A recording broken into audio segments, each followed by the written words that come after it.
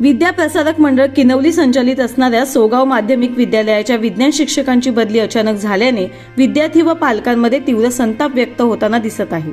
किनवलीपासून नजीकच्या अंतरावर असलेल्या सोगाव विभागामध्ये माध्यमिक विद्यालय गेल्या कित्येक वर्षांपासून सुरू आहे। सदरील विद्यालयामध्ये शिक्षण घेण्यासाठी पंचक्रोशीतील व वाड्यापाड्यावरील विद्यार्थी येत असतात। या विभागात एकच माध्यमिक विद्यालय असल्याने सामान्य नागरिकांची मुले येथे शिक्षण घेत आहेत। याच विद्यालयातील एका हुशार गणित व विज्ञान शिक्षकाची बदली संबंधित संस्थेने अचानक केल्याने विद्यार्थ्यांच्या नुकसानात आता भर पडली आहे। त्यामुळे नाराज झालेल्या पाल्यांनी आपला मोर्चा पालकांपर्यंत पोहोचवत या शिक्षकांची असलेली गरज सांगितली। त्यामुळे संतप्त पालकांनीही एकत्र जमून विद्यार्थ्यांच्या हितासाठी सदरील शिक्षकाची बदली थांबावी असे निवेदन सर्वांच्या वतीने काल शाळेला देण्यात आले।